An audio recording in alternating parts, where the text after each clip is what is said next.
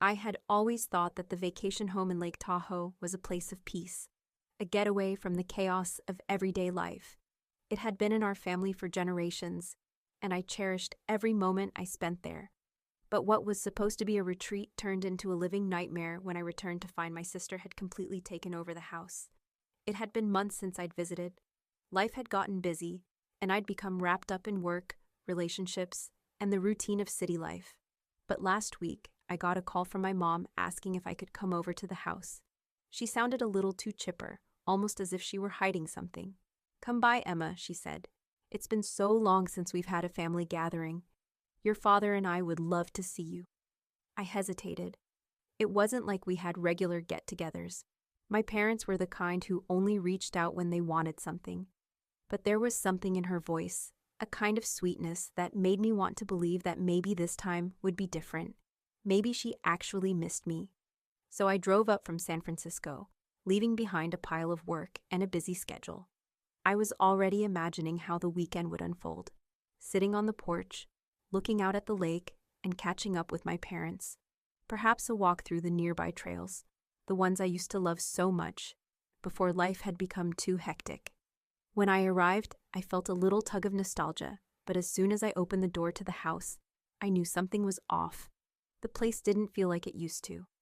The warm, welcoming smell of pine wood had been replaced by the scent of expensive candles and something more sterile.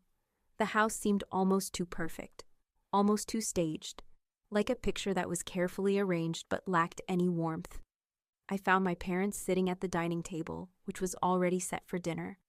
But what caught me off guard was the person sitting beside them. My sister, Rachel. I had expected to see her, of course. But what surprised me was how comfortable she looked there. Too comfortable, as if this place was hers. Her hair was freshly styled, her skin glowing, and she had a glass of wine in her hand, swirling it with a nonchalance that made me feel strangely unwelcome. "Emma, you made it," my mom greeted me with that same sweetness in her voice. But there was something in her eyes, something I couldn't place, maybe guilt or an anxiety she was trying to mask. "Yeah, it's been a while," I replied, trying to sound casual as I slid into the empty chair across from Rachel. Rachel didn't look up at me immediately. She kept her gaze focused on her glass, taking another sip as if I weren't even there.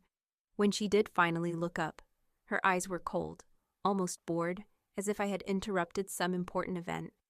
"You've been busy, I take it?" she asked, her voice dripping with a subtle, mocking tone. "Yeah, work and stuff," I replied, forcing a smile. I looked at my parents for reassurance. Mom's smile faltered just for a second, but she quickly recovered. "We've been meaning to have a proper dinner, all of us. It's so rare that we get the chance anymore." I nodded, but I was starting to feel uneasy. There was an odd tension in the air, a heaviness that I couldn't shake off. The conversation felt strained, almost forced. My mom and dad were unusually quiet, their usual warmth gone. They didn't even seem to notice how Rachel's presence seemed to dominate the room. Then, as we settled into dinner, Rachel put down her wine glass and casually said, "By the way, Emma, I've been staying here for a while. Mom and Dad thought it would be good for me to have a place to stay, and well, since you don't come around much, it just made sense, right?" I froze, the fork in my hand halfway to my mouth. "What do you mean, staying here?" I asked, trying to keep my voice steady, but I could feel the tension rising in my chest. Rachel smiled sweetly, almost too sweetly. "Well, it's really no big deal. You haven't been using it anyway. It's practically just sitting here, collecting dust." I blinked, trying to process what she was saying. "You're living here?" I repeated, trying to wrap my head around the words. "Yeah, I mean, it's not like you're ever around to enjoy it, right?" she said with a shrug. Her tone casual, but there was an edge to it. My heart began to pound. "Rachel, you can't just take over the house without asking me. This is mine too." "Is it really, though?" she replied, a challenging smirk spreading across her face. "You've been busy with your life in the city. I figured it was about time someone took care of it." I turned to my parents, hoping for some kind of support, some sign that they hadn't just let Rachel do this behind my back. But they didn't say anything. My mom simply smiled, her eyes avoiding mine, while my father fiddled with his glass, staring into it. I could feel the walls closing in around me, the suffocating realization settling in. This wasn't just about the house, It was about something bigger, something darker. I tried to keep my voice calm as I asked, "Why didn't you say anything? Why didn't you consult me first?" Rachel leaned back in her chair, looking entirely too pleased with herself. "Well, maybe it's because you're always so busy, Emma. You never seem to care about the house anymore. Someone had to step in." I felt my face flush with anger, but before I could respond, my mother spoke softly, almost apologetically. "We didn't think it would be an issue, sweetheart. Rachel just wanted to help out. You've been preoccupied." "Preoccupied?" I echoed, my voice tight with disbelief. "I've been paying for this place for years. I've been the one keeping it in good shape. And now you're telling me Rachel gets to move in and take over because I didn't visit enough?" The words hung in the air, and for a moment the room was silent. My mom's face went pale, her lips pressing together in a thin line. My father finally spoke, his voice low. "Maybe it's time we had a family discussion about this." But before I could say another word, Rachel cut in with a soft chuckle. "Family discussion? Oh, please, Emma, you're just mad because you never got around to it. But don't worry, I'll take good care of the place. You don't need to worry about anything." Her words stung more than I cared to admit. I looked at my parents, but their lack of response, just a faint glance exchanged between them, only fueled the growing anger inside me. I didn't know it yet, but this was just the beginning. As I would soon find out, there was much more hidden in this house than just Rachel's audacity. And soon, I would stumble upon a secret that would change everything. The next few days passed in a blur of simmering frustration. I couldn't get the image of Rachel lounging around in my vacation home out of my head. It was as if the place had become hers, like she had some kind of unspoken ownership over it. Every time I tried to talk to my parents about it, they deflected or brushed it off. It felt like they were silently supporting Rachel, making me feel like an outsider in the very space I had once thought was my refuge. By Friday afternoon, I couldn't take it anymore. I decided to drive up to Lake Tahoe again, determined to confront Rachel once and for all. I had thought about calling ahead, but I didn't want to give her any warning. I wanted to catch her off guard, to see the truth without any masks or rehearsed excuses. When I arrived at the house, I felt a chill in the air, even though it was a warm afternoon. The moment I stepped inside, the air smelled different, like fresh flowers, with a hint of something that I couldn't quite place. The house looked cleaner than I remembered, almost unnervingly so. Rachel was sitting on the couch in the living room, her feet propped up on the coffee table, scrolling through her phone. She didn't even look up when I entered. "Rachel," I said, my voice steely, "we need to talk." She didn't flinch, didn't even glance up. "About what?" she asked casually, her tone indifferent, like she wasn't even aware of the weight of the situation. I walked further into the room, my hands clenched into fists at my sides. "You know exactly what I'm talking about. This is my house. You can't just take over like it's yours." "What the hell is going on here?" Rachel finally looked up, her eyes narrowing in feigned innocence. "Oh, come on, Emma. Don't act like you care. You're never here. You haven't been here in months. I'm just taking care of things while you're too busy with your city life to even bother showing up." I felt a rush of anger, but I tried to keep it under control. "That doesn't give you the right to just move in. This is supposed to be a shared family space. You can't just treat it like it's yours." Her lips curled into a smirk. "Maybe I can. Maybe it's better this way. Mom and Dad think so too, by the way." "Of course they do," I muttered under my breath. "But that doesn't mean I'm okay with it." Rachel leaned back in the chair, crossing her arms with exaggerated patience. "Well, maybe you should get used to it, Emma. I'm here to stay." I felt the heat of my anger rising, but I forced myself to take a deep breath. "This isn't right, Rachel. You have no right to take what's mine." She shrugged. "You always make everything about ownership. Family isn't about ownership, Emma. It's about sharing, and I'm just doing my part."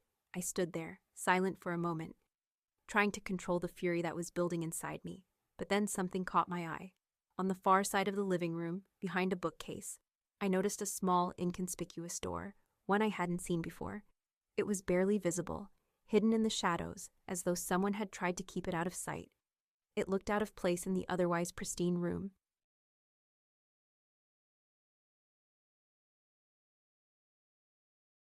"Rachel," I said, my voice suddenly cold, "what's behind that door?"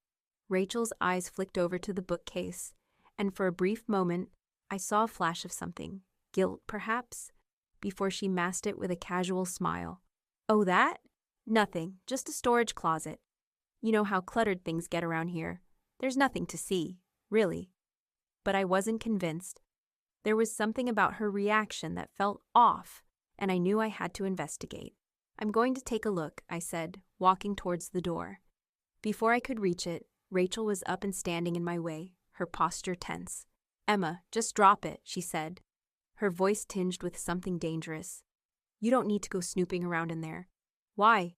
What's in there, Rachel? I asked, my voice low and insistent. What are you hiding? Her face twisted into a mixture of irritation and guilt. And for the first time, I saw her mask slip. Nothing. I said it's just a storage closet. Just forget it, but I couldn't forget it. There was something about that door, something that told me I needed to open it, to see what was behind it. It felt like a sign, a clue that there was more going on than I had realized.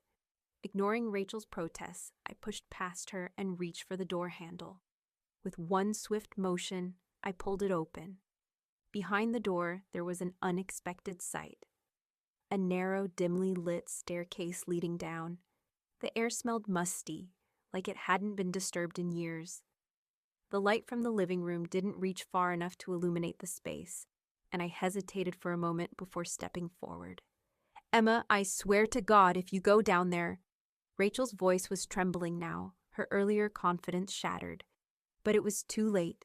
My curiosity got the better of me. I stepped down the stairs, the wooden steps creaking under my weight, until I reached the bottom. The space was small, cramped, and filled with dust and cobwebs. But it wasn't just a storage room, it was a hidden vault.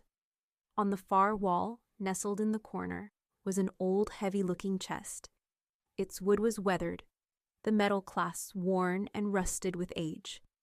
A cold chill crept up my spine as I realized that whatever was inside this chest had been hidden from me and from the rest of the family for years. I didn't know it yet, but this was where everything would change. This chest, this vault, held secrets, secrets that had been buried for far too long. I stood frozen at the bottom of the stairs, staring at the chest. The faint smell of old wood and something more ancient filled the air. It felt like I was intruding on something much bigger than just a family dispute over a vacation home. My pulse quickened, and I reached forward, my fingers brushing the cold metal clasp that secured the chest. Rachel was still standing at the top of the stairs, her voice now rising with urgency. Emma, stop, she called. You don't need to do this. There's nothing down there. Please, just leave it alone. But I couldn't. I had to know what was inside. Every instinct in my body screamed that something was wrong.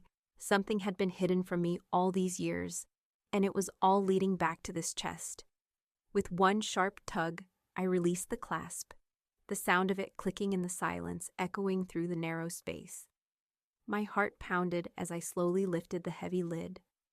Inside, there was an assortment of papers, faded and yellowed with age, tied together with a fraying string.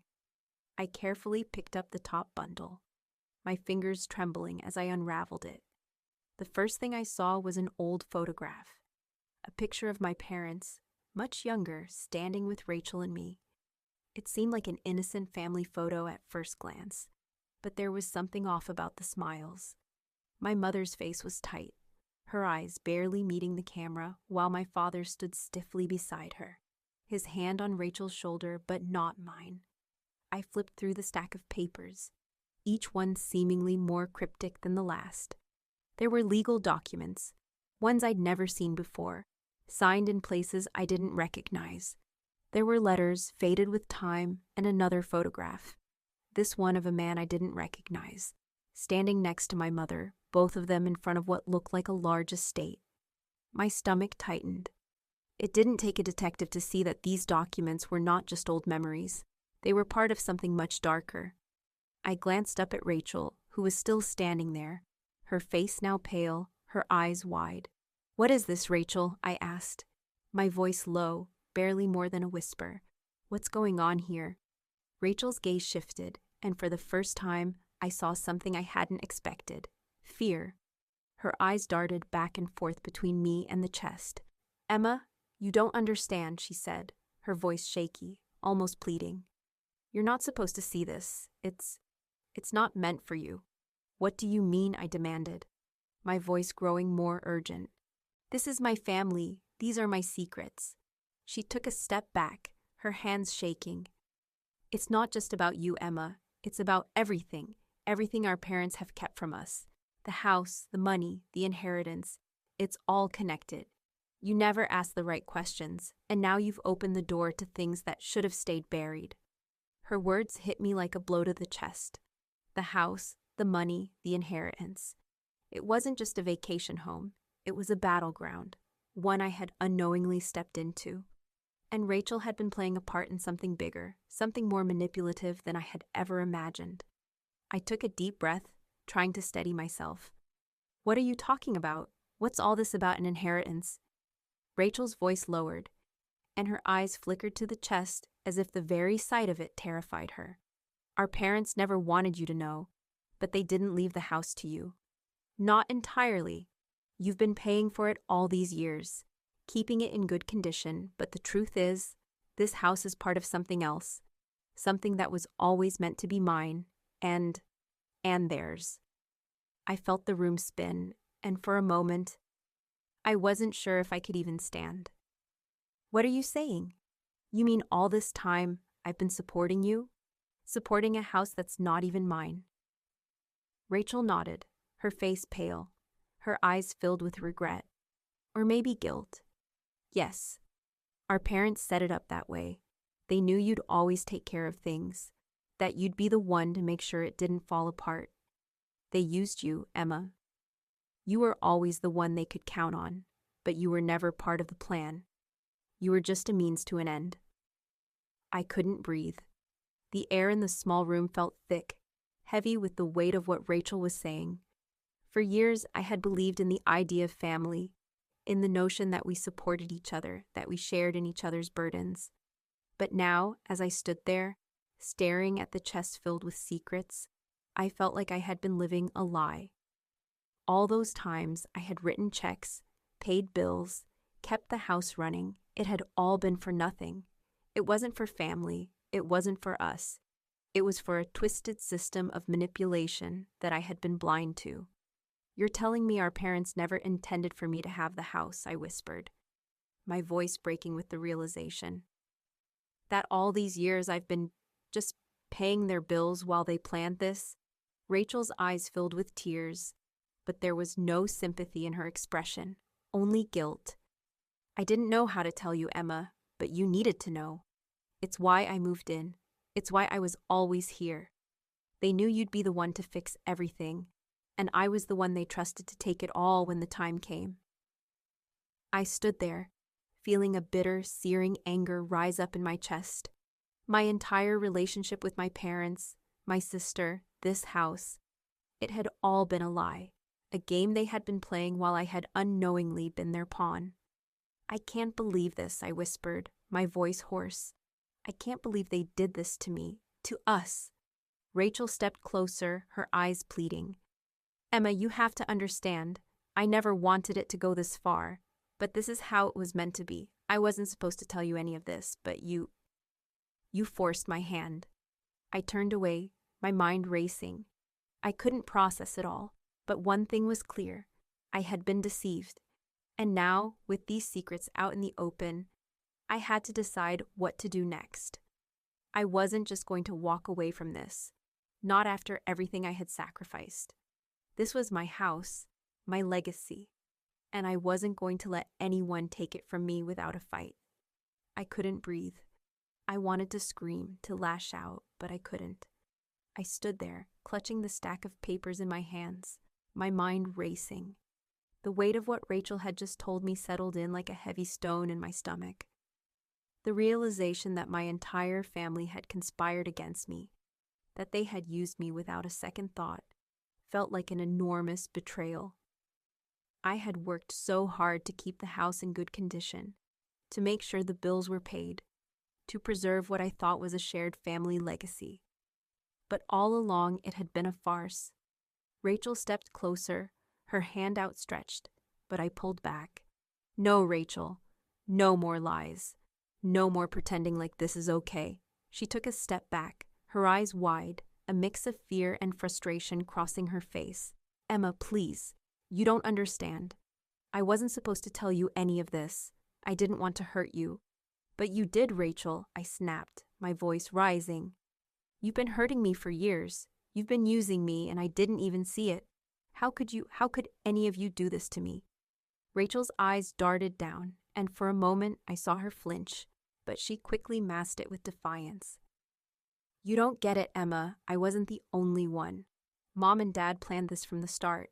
You were always the one they could count on to take care of things. You were always the responsible one. But they never intended for you to keep the house. They wanted me to have it. You were just a way to get to that. My chest tightened. So I was just a tool. A means to an end, I said bitterly, the words tasting like acid in my mouth. I've been paying for everything, mortgage, utilities, repairs. And all along, you and Mom and Dad were just sitting back, letting me do the work, waiting for the day when I wouldn't care anymore, and you could just take it from me. Rachel opened her mouth to respond, but I cut her off. No, don't try to justify this. I have been nothing but good to all of you. I gave up so much to keep this house in the family. I sacrificed my own dreams, my own happiness, just to make sure you all were taken care of. And now I find out that all of it, every single sacrifice, was for nothing. I could feel my breath coming in short, sharp bursts as the anger and betrayal surged through me. Rachel didn't say anything, just stood there, her face unreadable, her eyes cold. She wasn't sorry. She wasn't even close to being sorry. I glanced back at the chest. What else is in there, Rachel? What other secrets are you hiding? What else have you been keeping from me? Rachel swallowed hard, her eyes flicking nervously to the chest. I can't tell you everything, Emma. I can't. Why not? You've already told me enough, I spat, stepping forward. You've already shattered the illusion that I'm part of this family, that I ever was. There was a long pause, the silence between us thick with tension. Finally, Rachel spoke, her voice quieter now. The documents. The papers in the chest. They're part of a trust. Our parents set it up years ago. They made sure that the house would go to me. They always knew you'd keep paying for it, and they made sure it stayed in the family. But they never meant for you to own it. It was never yours. It was always mine. I was just waiting for the right time to... You were waiting for me to get tired of it, I interrupted, my voice rising again. Waiting for me to walk away, to stop caring. Well, guess what? I didn't walk away, Rachel. I didn't stop caring. But you and Mom and Dad made sure that when I did, you'd be there to scoop up the pieces and take it all for yourselves. Tears welled up in my eyes, but I refused to let them fall. I had been played for so long. I had been living in a house of lies, a house built on manipulation, and the truth was finally coming to light. The worst part was that I had been too blind to see it. I had let it all happen. Rachel stepped back, visibly shaken now, but still stubborn. I didn't ask for this, Emma. I didn't want things to turn out like this. But you were willing to let it happen, weren't you? I said, the words slipping out like venom. You were willing to watch me keep paying for everything while you and Mom and Dad made sure it all went to you. Rachel bit her lip, her face contorted with something that almost looked like guilt. But it wasn't enough to stop the damage. I was just following what they told me to do. They always said it would be my responsibility when the time came. I felt a wave of cold realization wash over me. My entire life, I had been playing a role in a script written by someone else. I had been the one who held everything together, the one who took the responsibility, the one who believed in family loyalty. But it wasn't loyalty they wanted. It was control. I dropped the stack of papers back into the chest, slamming the lid down with a force that made the whole room shake. I took one last look at Rachel, the sister I once trusted, the sister who had just confirmed every fear I had about my family. I can't do this anymore, I said quietly, the words feeling like a weight lifting off my shoulders. I'm done, Rachel opened her mouth to protest, but I didn't give her the chance. I turned and made my way back up the stairs, my heart pounding in my chest. As I stepped out the front door and into the driveway, I realized that I was leaving behind more than just a vacation home. I was walking away from the family I thought I knew, from the life I had built on false pretenses, and it was the hardest thing I'd ever done. The drive back to San Francisco felt like a blur, the road stretching endlessly before me. I couldn't escape the thoughts swirling in my mind. I kept replaying the conversation with Rachel, the confrontation that had shattered everything I thought I knew about my family. The more I thought about it, the more the anger burned inside me, and the more I realized just how deep the betrayal ran. The house wasn't just a building.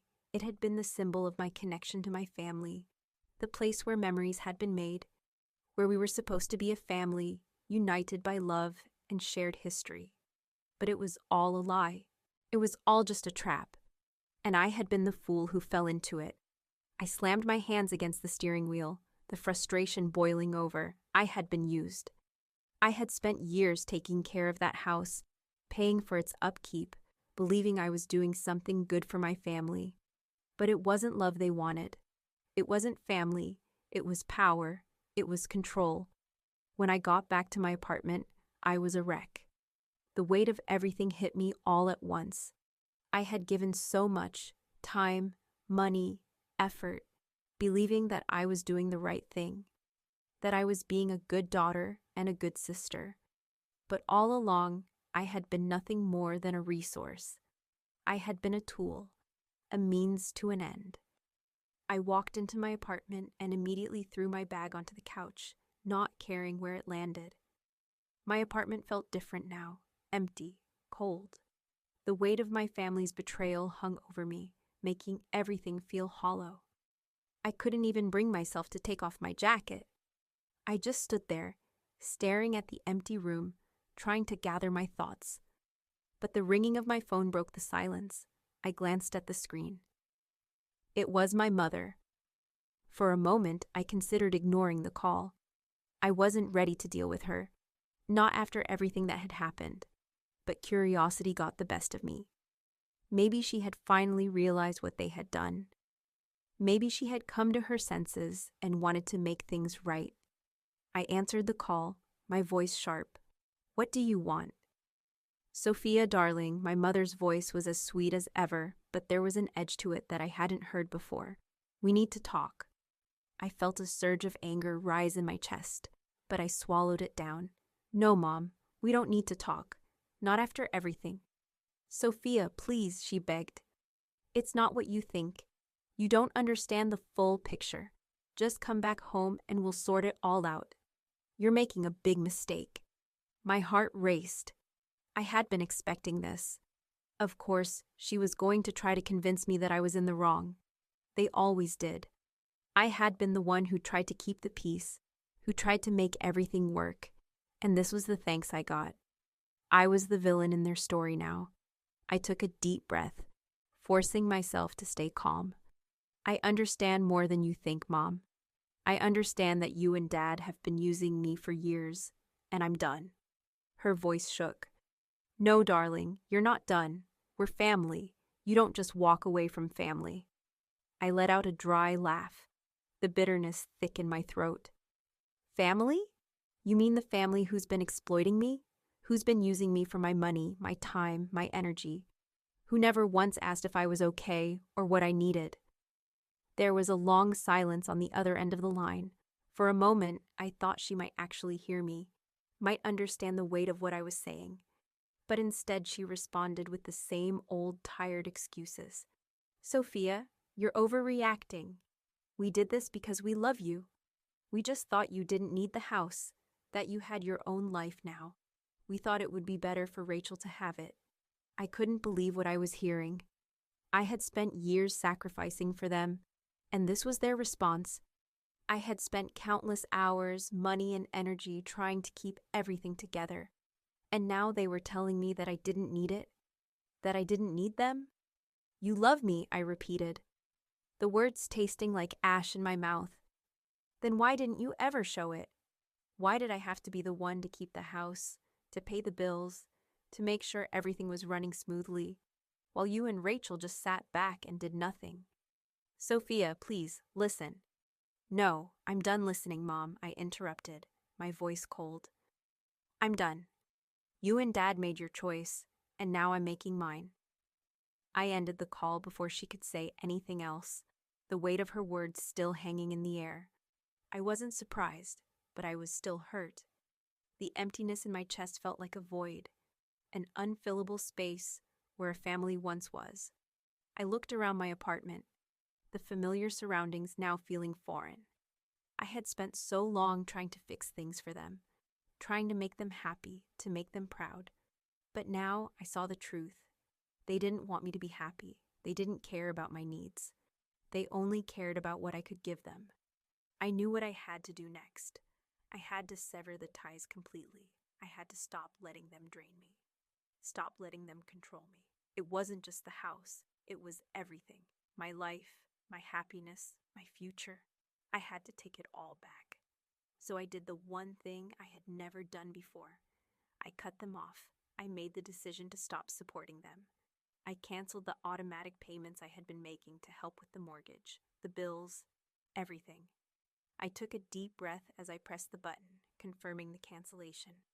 For the first time in years, I felt a sense of relief. It was a small act, but it was a big step toward reclaiming my life. As soon as I did it, I felt a weight lift off my shoulders. It wasn't just about the money, it was about my freedom. I wasn't their bank account anymore. I wasn't their safety net. I was free. The next few days felt strangely calm, like I had just stepped into a new version of my life.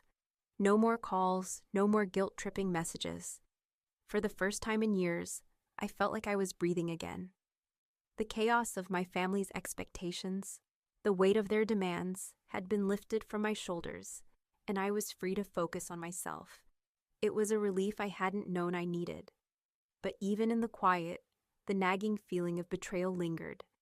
I knew my parents wouldn't give up easily. They had always relied on me.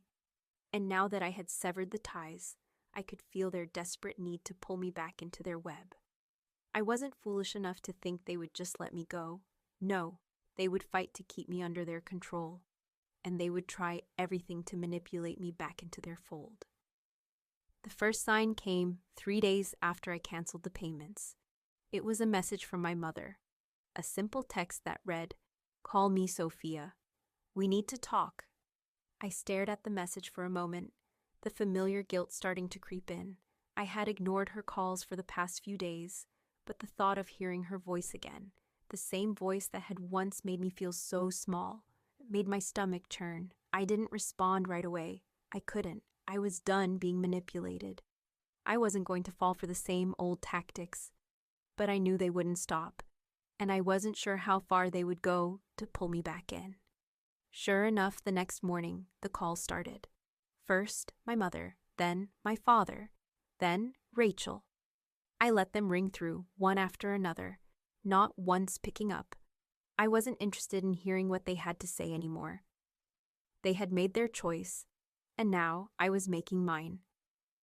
But as the hours passed, the messages started to pile up. I knew they would try to play the victim, to twist the narrative, to make me the villain in their story. And they did.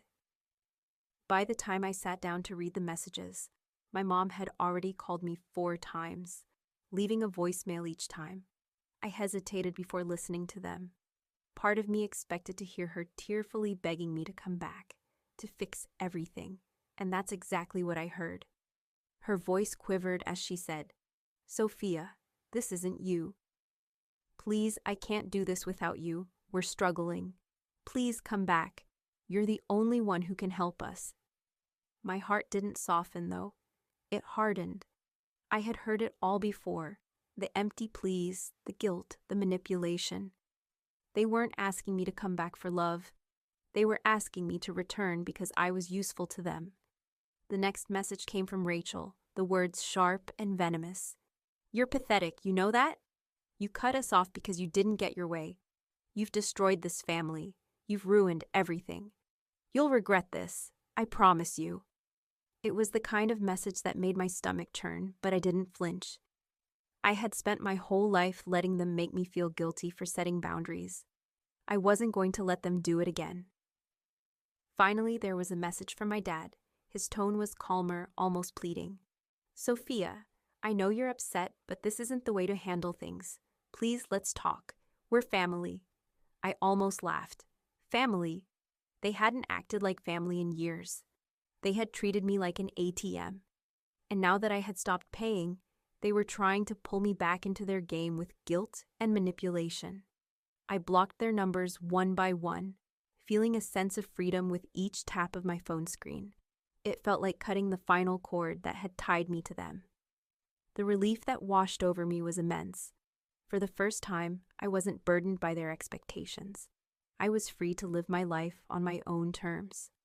Over the next few weeks, I focused on myself. I threw myself into my work, something I had neglected for too long while trying to keep my family afloat. I started to make plans for the future, things I had put off for years. I even signed up for a photography class, a hobby I had always wanted to pursue, but never had the time for. I also began to take trips, something I had always dreamed of but never thought I could afford. I visited new places, saw new sights, and felt a kind of peace that I hadn't known in years. It was strange at first, living without the constant pressure from my family. But as the days went by, I found myself relishing the quiet, the freedom, and the joy of living for myself. It wasn't long before I received a transfer, $33,000, from my parents' joint account. The message accompanying it was as cold as I expected. "This covers the damages. Don't expect anything more from us." I didn't respond. I didn't need to. The money wasn't what mattered. What mattered was that they had finally been forced to take responsibility for their actions. For once, they couldn't manipulate me with their lies or guilt. They couldn't control me anymore. I felt a strange sense of closure when I saw the money in my account. It wasn't about the amount. It was about the fact that, for the first time in my life, I had stood up for myself. And for the first time, I was no longer under their thumb.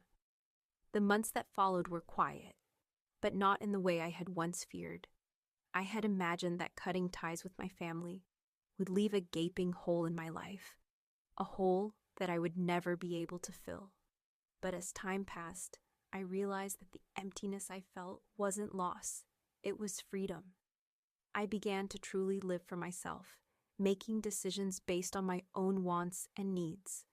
I took trips to places I had always dreamed of visiting, but had never had the courage to pursue. I found peace in the quiet of my apartment, where no one demanded anything from me. No one asked for money. No one guilt-tripped me into doing favors. I was free. I had not realized how much weight I had been carrying all those years, how heavy the burden of their expectations had been. But once I set it down, I felt lighter than I had in a long time. I started to build a life that was mine and mine alone. Then, one day, I met Alex. He was nothing like the people I had known before. He didn't want anything from me. He didn't see me as a tool to be used or a wallet to be emptied. He saw me for who I was, and for the first time, I didn't have to prove my worth to someone. I didn't have to buy love. Our relationship grew slowly, naturally, without the pressure or manipulation I had grown accustomed to.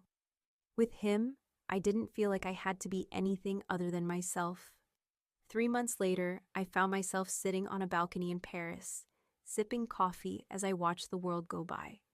The weight of my past, the baggage of my family's demands, had been left behind in the dust. And in that moment, I realized something important. I didn't need them. Not anymore. Losing my family had once felt like a devastating blow, but now I saw it for what it truly was. A gift. A chance to rebuild, to live for myself, to find my own happiness. It had taken time, but I was finally free.